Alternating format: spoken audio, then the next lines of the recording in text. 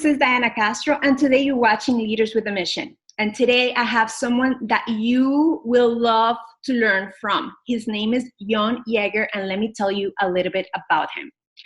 John Yeager is a CPA, an accountant in Miami, specializing in wealth creation consulting. So hello, John, how are you? Hello, wonderful. Thank you for being here. And before we started this recording, you were telling me about there's been so many changes. A lot of people are asking about the SBA loans. A lot of people are kind of nervous because they don't know what really is going on. So can you tell us about the financial incentives for the coronavirus, what they are, and how they will support small businesses? Okay, so the first program that passed about 10 days ago, give or take, was the EIDLE program. It's IDLE. And what that program was, it was kind of an emergency bill to get funds into the hands of small businesses as quickly as possible, but it had all the normal constrictions of an SBA loan. So you would have, and when I say the normal constrictions, we're looking at like a lot of documentation that was necessary, and it was kind of overwhelming, and they put together a website that we filed 2 of our clients on, like immediately within a day. One of my, we had 2 clients call us that night, and we were on top of it, and we did those filings online, and then the next day that online system crashed. So it crashed for 2 reasons. Number one, it was overwhelmed. They obviously didn't have the bandwidth at their end. And then the second problem was they found that website was not secure. So obviously, as a CPA, we're real worried about people's data. So we were like, okay, we're not going to send anything through that website again. That website never came back up, or I think it came up intermittently, but we weren't going to go that route anymore. That was last week. And so from that point, we started FedExing the applications. Now the problem with FedExing the applications is you really don't know whether you got a number, which is very, very important, and you don't really know where you are on the system. Okay, but after about 3 days, we started getting an email that said, "Here's your number, and you're now in the system, and you're under review." And what that means is the SBA reviews the application. They're looking for a couple of things, and now we're talking about the first bill, the EIDLE bill still. So they're looking for a couple of things. They're looking for collateral, what normal bankers would look for: collateral. Are you making a profit? Those kinds of things. And that's really not what the bill was about. The bill was about, we don't care whether you're making a profit or not. We don't really care, about any of this other stuff. We want to get money into your hands so you stop firing people. I'm sure a lot of you, saw the unemployment numbers last week, which broke a record, for 1 week. And that's because businesses, and we were counseling businesses, and we were like, can you stay afloat through this thing for 2 months? And some of the answers really were no. I mean, at Yeager Sherburne, our moniker, straight talk, sound solutions, and sometimes the solution's painful. So we were filing these things through FedEx, and we were starting to get numbers back, and we actually did procure through the very first set of filings $150,000 for one of our clients under the EIDLE Act. That's the very first act. So then last week, I want to say Thursday or Friday, the CARES Act was finally passed by Congress and the Senate, and then the president signed it that night. So the bill is really $2 trillion, but in the bill it allows the Fed, which is really not, people think that the Fed, which is, they control monetary policy, and Congress are the same people. They're not. They're totally separate. And so, but Congress oversees the Fed, and what they did with this $2 trillion bill was they allowed the Fed to open up monetary policy, which that's where they get from $2 trillion to close to $6 trillion. By opening monetary policy, what they mean is they're going to get more money out to the banks so they can get it into the hands of the businesses. Because if they don't get it into the hands of the businesses, companies are going to fail. and unemployment's going to go through the roof. And you're not only going to have this coronavirus problem with people getting sick, you're going to have an economy that's not going to be able to get back on its feet again anytime soon. So that's what this $2 trillion bill is all about. So let's talk about the CARES Act. The CARES Act is a great bill. What did come out of this bill, which is absolutely fantastic, is the CARES Act. And what the CARES Act does, it allows businesses through the SBA, which would then go through your local banks, to be able to borrow money that will fund specific items, okay? And these specific items, if you stay within their regulations, these specific items are going to be rent, payroll, utilities, and there's a handful of other little things that the regulations really haven't come out. But let's just talk about those three and how important that is. Because if your business is back on board, you know, in 2 weeks or a month or whatever that time period is after this coronavirus, what you're going to see is you're not going to come back 100% right away. You're just not. It's just not the reality of what's going on out there. So what we've been doing in our applications, one of the things it asks for is a financial forecast. And so what we're doing is we're doing it quarterly. So the first 3 months, we're figuring you'll get back to about 30%, 33% of your business.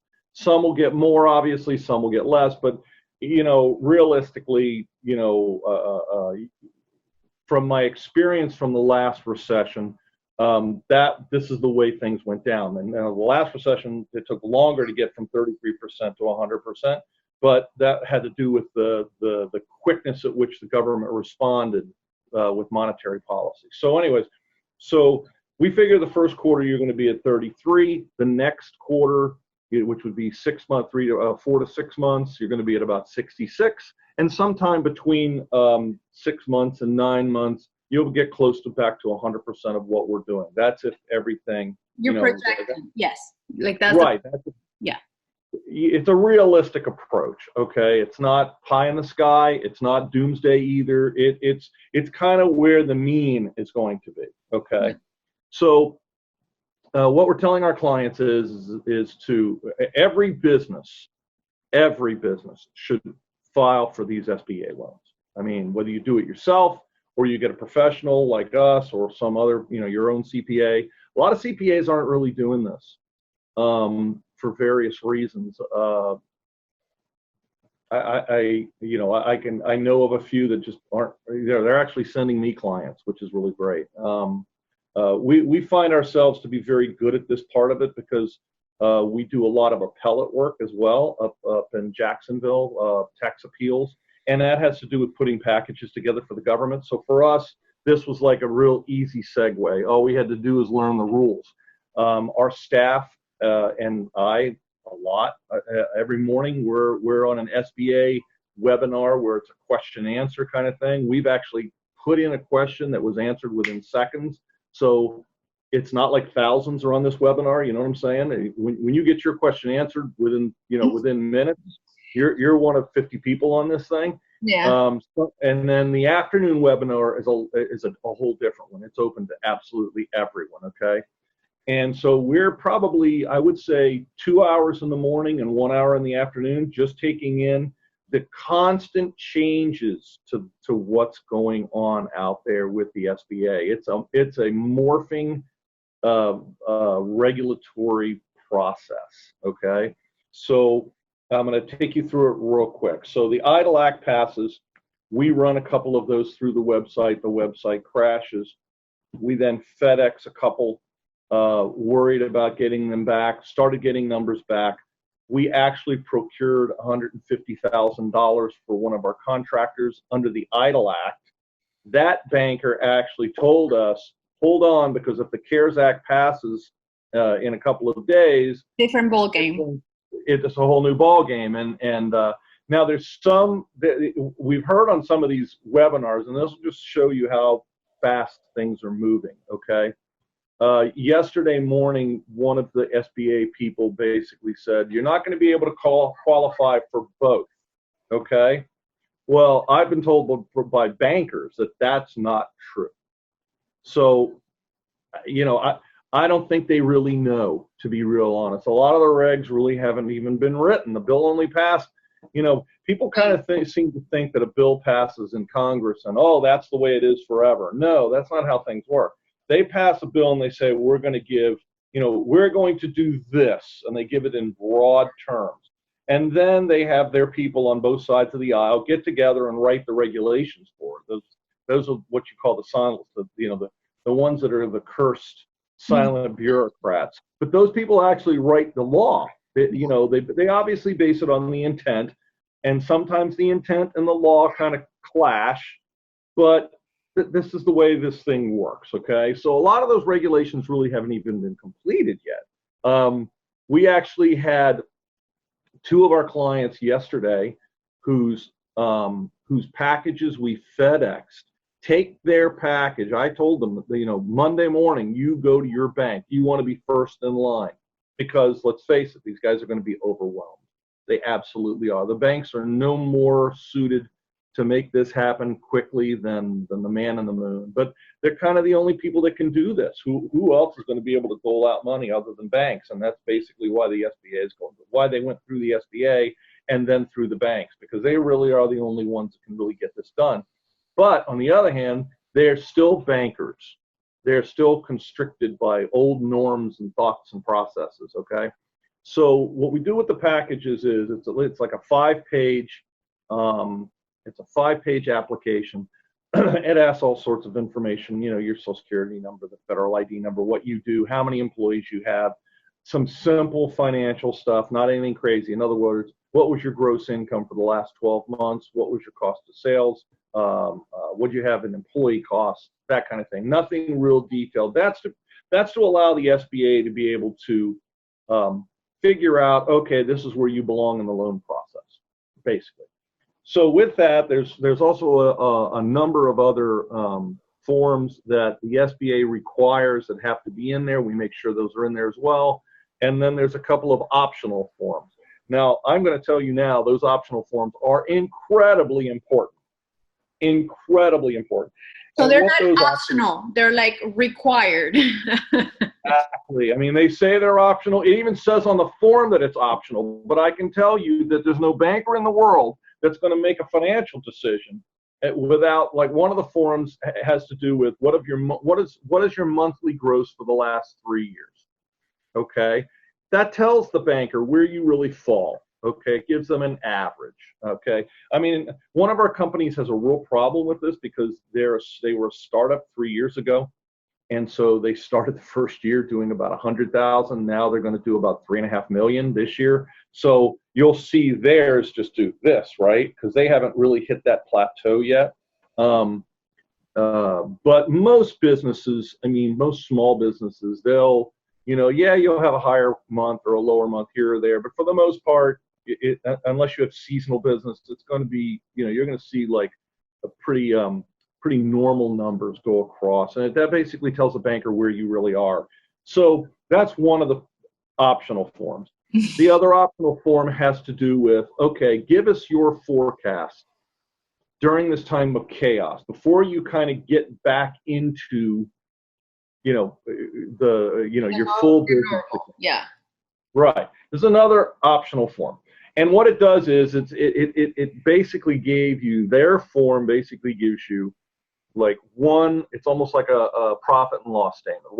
What's your income going to be during the time period that you choose? You choose the time period, okay? It could be 3 months you think this thing's going to get back, a year. It depends on your industry and your, what you do and how you do it, okay? But what we've done, instead of taking their dumb form, because I don't see how their form could actually tell somebody, anything about what you forecast, okay?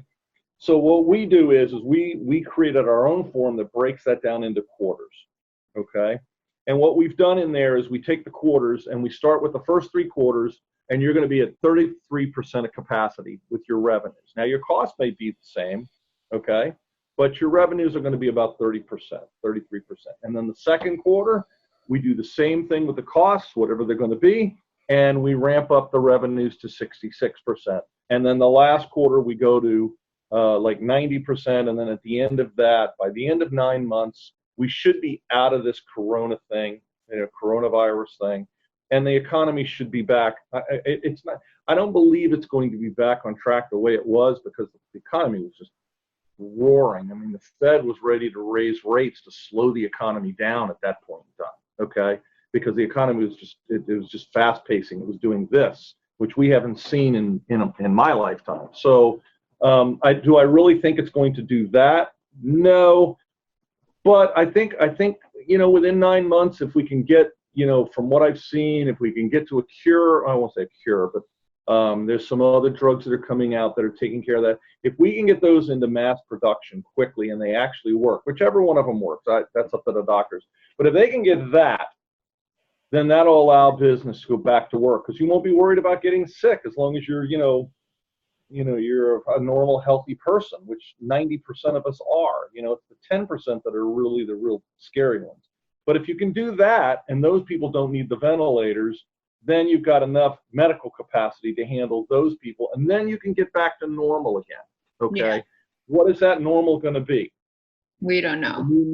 The new norm. We're going to have a lot more of this kind of stuff as opposed to face to face. I totally see this happening. We have. We have to adapt. So, but you did mention something when we were talking, that there was a really strong recommendation you were making to make it easier for businesses to be able to justify their loans, and that you mentioned something that it was very important before we started recording. So before we jumped in the recording, we were talking about that one of your recommendations was for them to open a specific bank account to handle these things. So, and there's a reason for that. Can you explain? Yeah, go ahead. Absolutely. That's getting back to the CARES Act. That's the second one, the one for employees, rent, and utilities. So what we're telling our clients is you should go open a separate account for those funds. Do not commingle those with your normal business operations. And the reason we're telling people that is there will be a day of reckoning on those funds. What I mean by that, okay, so it starts out as a loan. So let's say they loan you $100,000, and we go 9 months down the road, and you basically spent that money on the things that they've earmarked it for: payroll, rent, utilities, and you haven't gone outside those parameters, okay? So let's say 9 months from now or a year from now, the SBA basically sends you a letter and says that we're going to waive all those funds that were spent on those earmarked items, okay? Well, you've just made it real easy, because you can send them your bank statements, your QuickBooks file, or whatever accounting system you use, your QuickBooks file for that particular account that only shows that things were spent for payroll and for rent and for utilities. It'll tie right to your bank account, and you go here. Then what happens? Let's say you've spent $80,000 during that 9-month period on those particular items, and there's still 20 grand left in that account, okay? Now understand, this is still a loan. So when you send this stuff out to them, you're going to get a letter back, or you're going to get a call from a banker. We're not real sure about the process yet, but you're going to get some kind of communication that says, we've reviewed your files, and basically you've qualified for a waiver of that loan in the amount of X. And if you've really done this correctly by using your separate account, by accounting for it separately, not commingling with it, because let's face it, auditors are people. I mean, we in the CPA profession joke that auditors aren't human beings, but auditors are people, and the easier you make it for an auditor of any kind, whether they're an auditor for a bank, an auditor for financial statements, doesn't really matter. Or even an IRS auditor, if you make it easy on them to get to whatever the final solution is, it's just going to go very easy. You're not going to get 10,000 questions. You commingle that money with the rest of your stuff and try to pick it out, it's going to be very difficult, and you're going to get a lot more questions from that auditor. And so at the end of the day, they're going to waive that $80,000. You're never going to owe it. It's going to be considered a grant from the government. And that's part of the bill. That's actually in the CARES Act. They're right. Yes. That's in the CARES Act. That's what the CARES Act is all about. So then what happens? You've still got 20 grand. Then you're going to have a choice. You can either keep the 20 as, it's a note. These All these loans run at about 3.5%, basically 3.3, 3.75. And you'll be able to keep, and then you can use the money for whatever you want. But it will be a loan. But the first 80 that we talked about that was actually used for those specified items is going to be waived, and it's going to turn into a grant as opposed to a loan. So that's amazing, because it gives people the opportunity to, if they follow the rules, if they follow the recommendations, to turn that loan into a grant for those particular items, given that they make their life easy when they open a separate bank account. Because here's the thing, and for me, I know that for you, you know me a little more now. I'm not a numbers person like that. Just, I know in a conversation I told you, you asked me about numbers and I want to throw up. I'm a creative. This is not my strength. It's definitely not my, like where I thrive. I thrive in the other side of the spectrum. But when you explain it in layman terms, people like me can actually like grasp the depth of it. And it's so much easier to go about. Mm-hmm. So how fast do you think people are going to get these loans? Is there, you that are inside of the system and have these communications, is there a range of time that people, if you apply in time, how long is the process? So let me tell you about the latest change. This was just, I know, it's crazy. This was just, what is today? Today's Tuesday. This went online yesterday morning. And what they did is they put up a new fast track form that you can go on, enter. It's very limited information. You don't need to have that total package, okay? And you can actually check the box to get a quick $10,000. Okay, you check the box, you put your bank information in. As soon as they release that money, it's going to go directly into your bank account. Now, we've heard on the SBA, that can be, 3 days, 7 days. But then in reading some of the regs, it says this upon the submitting of an application. Well, what does that mean? Is the submitting of an application that new two-page form? No, is it that 2-page form? Because when you file, we've done a couple of these now, of course, and actually the one, just to give you a side, the ones that we had FedExed previously and that the packages were in the hands of my clients. And once we saw this thing, we kind of pivoted. We went ahead and created one of those for that client. So now they have a number. You get that number back immediately. We sent that to them. And when they went to the bank, they already had a number, a package ready to go. Here, Mr. Banker. Again, just like I told you with the auditors, the bankers, you make this easy. You have everything in order. You have all your ducks in a row. You know how quick that loan's going to be a lot quicker than if they have to go through their checklist. Okay, and we have a nice checklist that we use, and we make sure that everything is in there. CPAs, we're really, we're on the other side of you.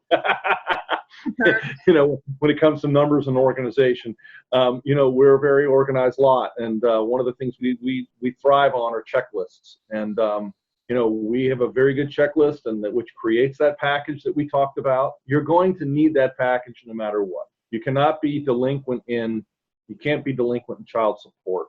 You can't be delinquent in your income or payroll taxes. Now, what does that mean, delinquency? Let's kind of talk about that just very quickly. I want to brush on it. So if you're behind on your taxes and you have an installment agreement, you're not considered delinquent. If you're behind on a student loan and you have an agreement and you're making payments on it, you're not considered delinquent. Okay, which means you're good for filing an SBA loan. But if you're behind and you are delinquent, we're telling people, get on the phone right away, make yourself an agreement with them, period. Because the second you do, you get something faxed to you. You'll be able to give that to the bank so that when they pull it up and say, oh yeah, you're delinquent on your student loans. Well, no, I'm not. I just made an agreement here. So I guess what I'm getting at is if you have these kinds of delinquencies, don't let it stop you from filing for an SBA loan. Go ahead and file, and then get a hold of that delinquency, whatever it is, whether it's child support, whether it's college loans or whether it's IRS delinquencies, and get on the phone and cut a deal with them. They're going to be real. I mean, trust me, they know what's going on here, all these different agencies, and they're going to probably be more apt to make an easy deal for you than they would have 2 weeks ago. It's just where the government is pushing everybody right now. In other words, yeah, do they want to get paid back if you owe $50,000 on old student loans? Absolutely. I mean, everybody should pay their student loans back. You borrowed the money. I mean, but it doesn't mean you should have to pay it all back today. What Right. businesses are exempt? Which businesses do not get to apply for these loans? Is there exceptions? Yeah, there are. Even though they're legal businesses, strip clubs and those types of organizations are not going to be able to get that kind of loan. That they were specifically excluded from the package. So right, yeah. And then what the next question that pops in my mind is, so taxes, right? April 15th. What the hell's going to happen to that? Like for all of us that are business owners, it just feels like everything is kind of standby, but we don't know what's going to happen. So that was my next question. Okay, so for corporations and partnerships and trusts, the due dates were March 15th, April 15th, in that range. So the IRS did not act fast enough on the March 15th. Those things were due. We filed extensions like we normally do. They really weren't on the forefront of that, but then they got their act together, and what they've done with the April 15th dates is they basically pushed it back to July 15th. Now, that's not just for the filing of personal tax returns. That goes to any payments that you owe for the 2019 returns. There will be no penalties. The July 15th will be accepted as if you made those payments on April 15th. Payroll tax payments, same thing. The new one they followed up with were IRA contributions, because when it comes to qualified pension and profit sharing plans, you're allowed to make those contributions for the prior year at the filing of your tax return, including extensions. So if you're going to make a $10,000 deposit into that plan and get the deduction in 2019, you used to be able to make that payment by the extension date, which could be all the way to September 15th. Okay. So, but IRAs were different. IRAs, the drop dead date, bam, was April 15th, and that was it. So what the IRS did was they kind of came out and said, you know what, we're going to push that date back too. So, and that made sense. I mean, and I even think that date might get pushed back even more. It hasn't been. Think July 15th. You don't need to file any extensions for any of it. It's automatically extended as an automatic acceptance date. What about the next question that comes in my mind is, there's this money, the $1,500 per adult. Don't ask me, remember, numbers is not my thing. And then $500 for kids or something, but that's for personal individual, right? Yeah, so for people that have a business, do they still get those benefits? Do they don't get those benefits? Like, how does that work? Yeah, they do. There are certain thresholds on how much you can make per person. Unfortunately, I don't remember those numbers. I think they're somewhere between 75 and 95,000 is where the allocation is. And if you're above 95,000 individually, you will not get this hit. It's basically for the lower end, and it's based upon your 2018 tax return. Now, unless you filed 19. So let me give you a tip. If your 18 tax return said that you earned $125,000, you're not going to get the money. But if in 19, instead of making $125,000, you only made 70 for whatever reason, let's say 19, you just had a bad year, I would file that 19 immediately, because it's going to be based on those numbers. Is there anything that I have not asked that you would like people to know? Like, I got from what you said that everybody should apply, except obviously the exceptions that you mentioned. Right. you did mention about some of the documentation that they will need in order to file this. So the business, in order to qualify, the person who owns 51% or more must be a U.S. citizen or resident. That's something that's important. You know, so like, because I have a lot of international clients that own businesses here, they're not going to be able to file because they're not U.S. person owned. When I say U.S. person, that means residents as well. You know, legal resident. Yeah. So just kind of keep that in mind as well. It has to be a for-profit business. That's the other thing.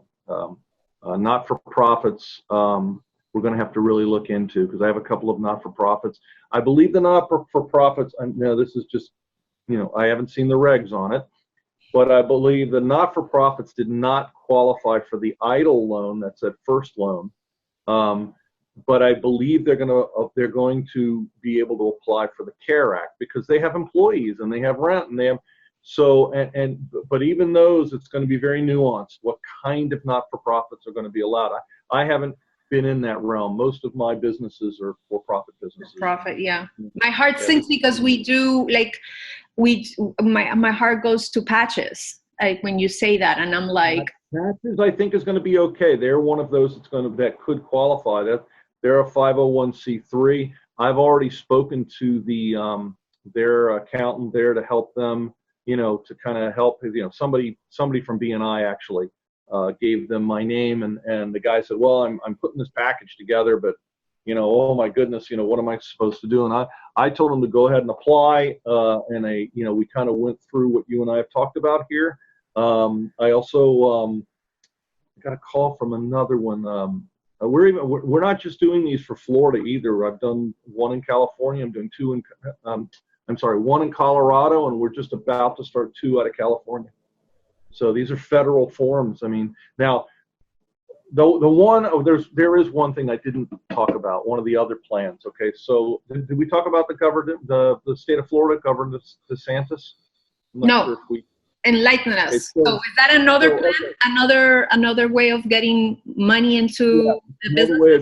It's another way of getting assistance, but it's from the state. It's from the state of Florida. So obviously, if you live in Colorado, you can't get this one. Okay, so what Governor DeSantis did right from the get-go, he saw this happening. I mean, he was very, very much in front of this, and they have a not-for-profit banking group in Tallahassee that does these things for the Florida government, these kinds of things.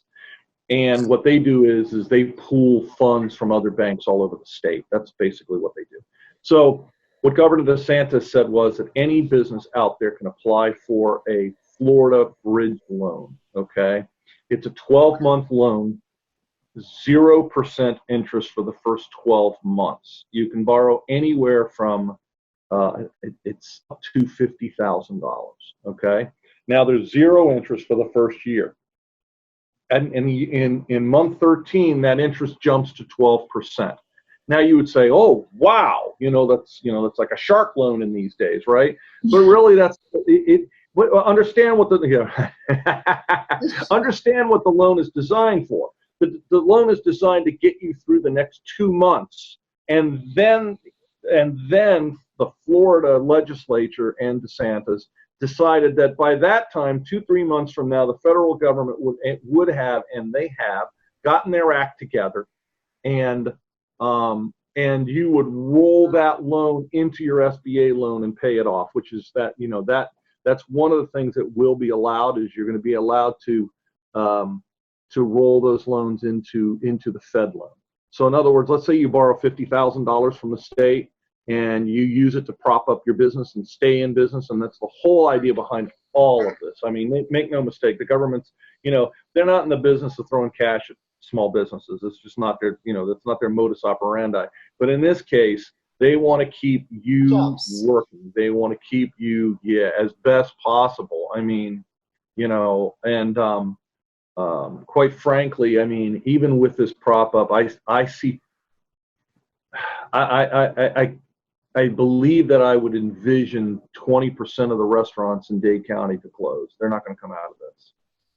They're just not going to be able to, even with this. And some of them can't get it for various reasons. So that becomes the other problem. It's a real, for the restaurant business, this is really, really, really a hit. It's going to take a monster hit. Oh my God, it really hurts, especially the little guys. The little guys. The small ones are right. The small ones are getting killed.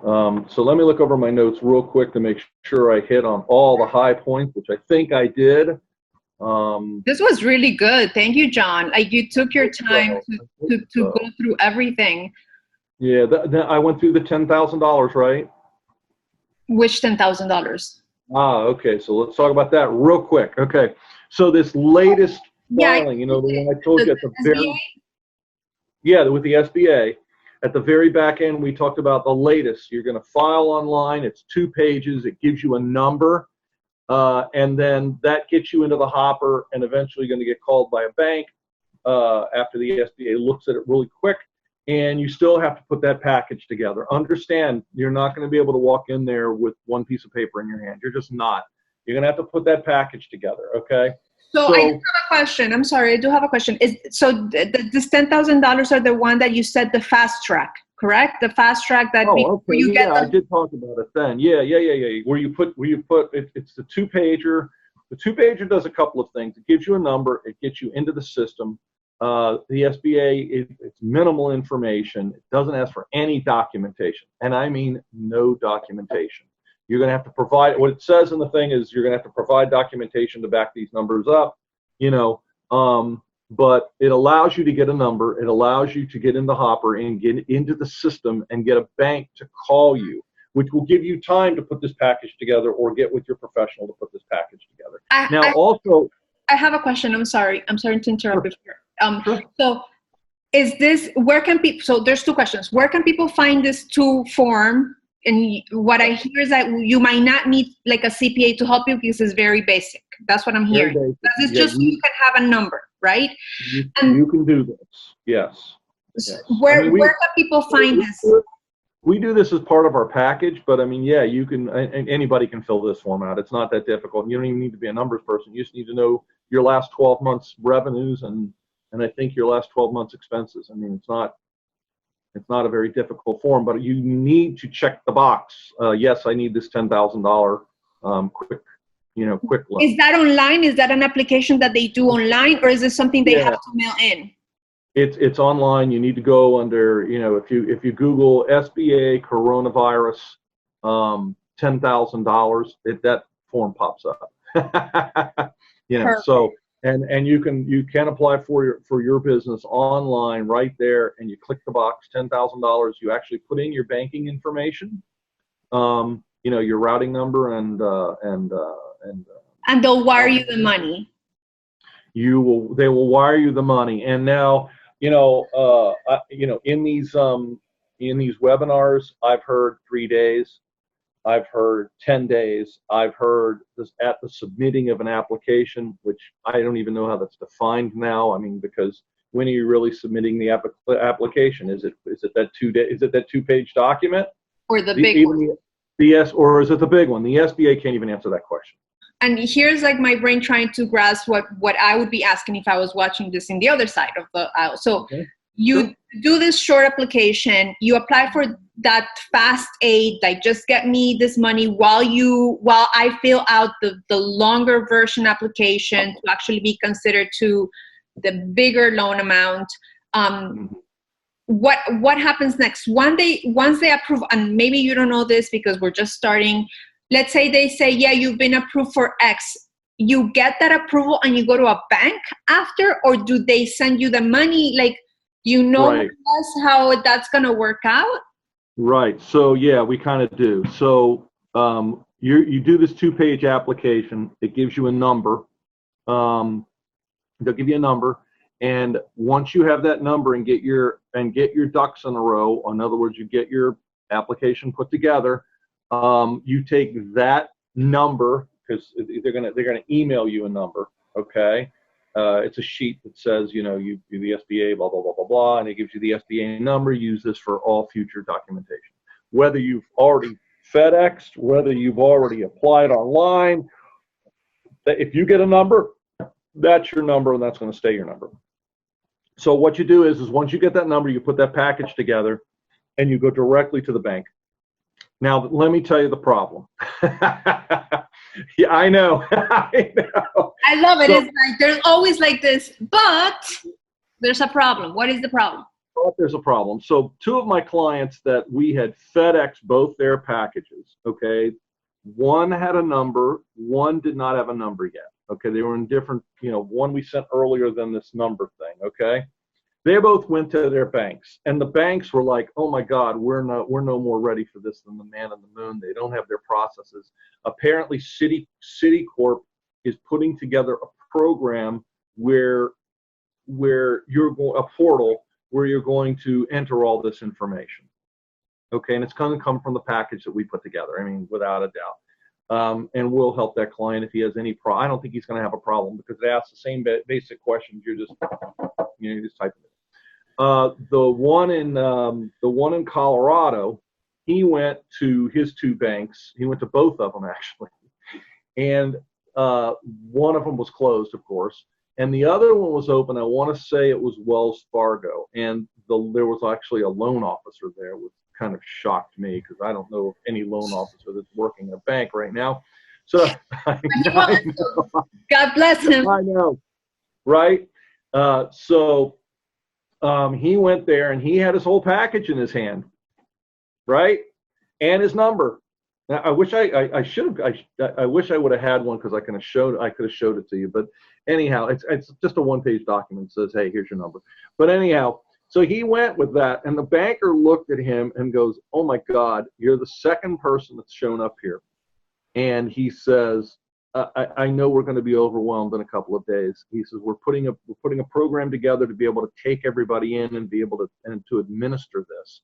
And he said, what do you have there? And he says, well, my CPA put this package together. And the guy apparently flipped through it, and he was like, he looks at him, and he says, there's only really one thing I would add to this, and it had to do with proving a liability that he had in there. He says you may want to get something that proves it, that this liability you guys have listed is what it is and the amount, and just something that any banker would ask. You know what I mean? So that led me to believe that our packages are pretty damn complete, which is nice. It's we're really on top of it. Like I said, we do the webinars 2 hours every single morning, my staff and I, and they're all working from home, but, you can do a webinar from home, and you can learn a lot from those webinars. Some of them you can get on yourself. Just go into, SBA coronavirus webinar. You can get into the local one pretty easy. You don't have to be a practitioner to get into that one. We listen to that one every day as well.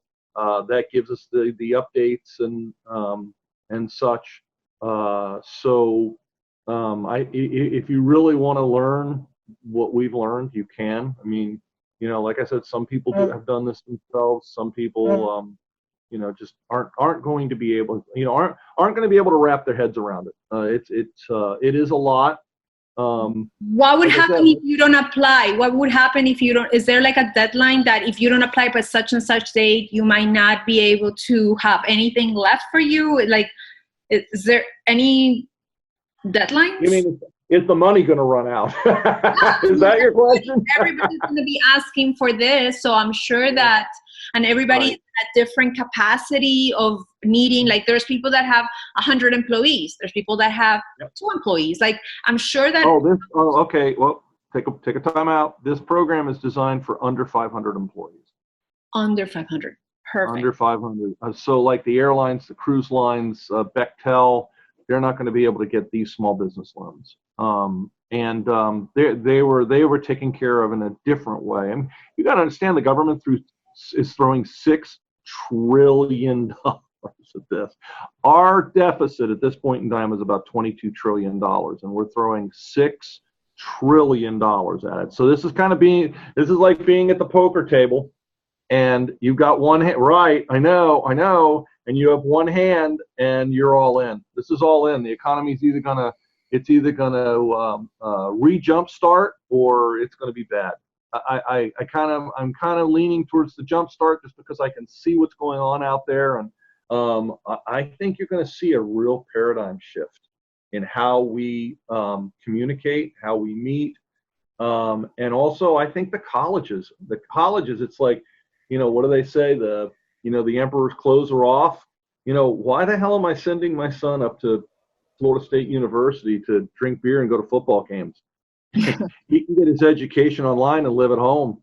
I mean, yeah. This is showing us a completely way of being and a completely way of behaving. And the thing is that it's not just the U.S. I think that that's part of the whole game. I think it's a global paradigm of how to adapt to a new world.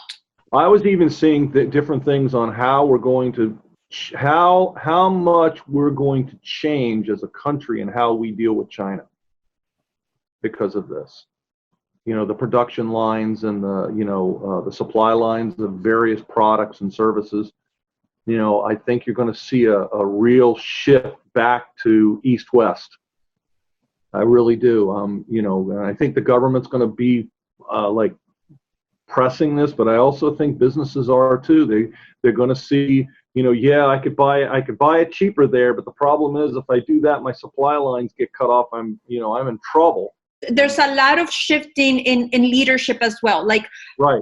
How leaders behave and how you give your people a feeling of security. So because without the people, you cannot operate. And I think that's being shaken in a lot of places, not just businesses, but in government and in everything, in healthcare. Well, I think that was already happening, Deanna, where employers were now, wait a minute, now I have to bid for quality talent as opposed to, well, I can get it anywhere. There's 10 guys standing there. You know what I mean? And I think that was already happening. And then this kind of really like hammered it home. I've got good people. I've got to keep them. You know what I'm saying? And I got to take care of them. So yeah, there's been from my market, from where I come from my side of broadcast, seeing what was happening to the big broadcast businesses, which I come from and I know what it wasn't like that. It wasn't what you said. And probably it's because of obviously where the stories that my journey, it was not happening. They were actually, anyone could be a producer. Like the first kid that left out of school, they were giving them a producer job. And the people who knew how to do things, they were like, what? Like, why is this person doesn't even know how to, like talk to talent or like put a budget for filming, like what's going on? So I didn't see that in my industry. It was just very toxic. That's one of the reasons why I unplugged myself from that side of things. But I'm sure that it's different in every industry and that there's shifts of consciousness in different areas. But it's just right now is a different ballgame, and we have to adapt and we have to keep moving forward. And how do we make our talents, still be of service for those that need them, and how do we shift so we can keep each other alive and small businesses supporting other small businesses. I think that's part of the ball game now, and which makes everybody more accountable of each other, I think. Thank you so much for this conversation. Can you tell us where can we find you? Where if somebody needs your support and your help now that we're in a different ball game, and this is what you do, this is your strength, where can we find you? You can Google Yeager Sherburne, CPA. We have our website. You can call us 305-444-2727. You can email me at jfy@yscpas.com. For everyone else that is looking to position their brand as a leader in their industry, I'm going to ask you and invite you to go to forproductions.com, where if you subscribe, you're going to get tips and free information on how to position your brand as a leader in your industry with the power of video. Thank you so much for watching. See you next time.